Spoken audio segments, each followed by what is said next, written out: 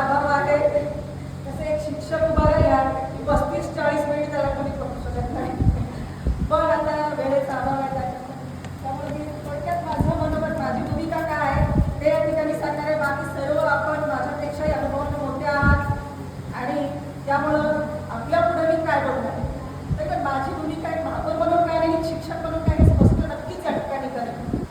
तर शिक्षक ही जरी आज या ठिकाणी उभी आहेत आणि माझे आमदार दस्तुरकर साहेब यांच्या जयंतीनिमित्त मला हा इथं सत्कार भेटला, एक विशेष सत्कार मला आयोजित केला.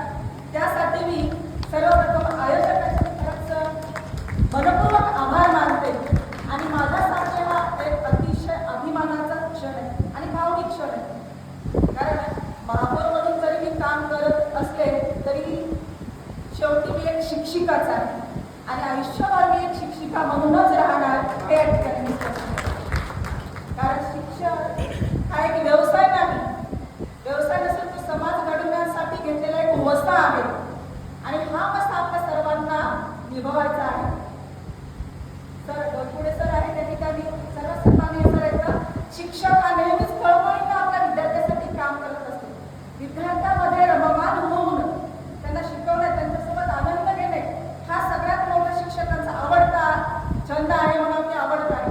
पण आता ऑनलाईन कामामुळे नक्कीच आपल्या सर्वांना त्रास येतो. मी त्याच्यातून केलेले आहे, तो त्रास मी सहन केलेला आहे. कारण मुलांना शिकवण्यापेक्षा जास्त ऑनलाईन कामाचाच भरणं जास्त पडत आहे शिक्षकाला. तरीही शिक्षक हा नेहमी कर्तव्यनिष्ठच असतो आणि जी परिस्थिती आली त्या परिस्थितीत कसं निभावून घ्यायचं हे शिक्षकांना माहीत आहे. आणि आता AI चा जमाना आला, सगळं प्रिंट मीडिया आहे, सोशल मीडिया आहे आणि या सगळ्यामध्ये आपण अपडेट राहणं खूप गरजेचं आहे. काळासोबत चालणं हे नाहीतर आपण या काळाच्या बाहेर फेकले जाईल. त्यासाठी आपण ह्याही काळासोबत जाऊन आपण सुद्धा या सगळ्याच्यामध्ये अपडेट राहावं असं आम्हाला सर्व शिक्षकांना या ठिकाणी सांगावं असं वाटते. कारण कोरोनाच्या काळामध्ये आपण पाहिलं की आपलं शिक्षण असं समोरासमोर विद्यार्थ्याच्या समोर थांबलं होतं. त्या काळामध्ये आपल्याला ह्या ऑनलाईन शिक्षण पद्धतीनंच लागलेलं आहे. म्हणून हे सुद्धा आपण सगळं अपडेट राहून शिकावं आणि नक्कीच तुम्ही आपण सगळं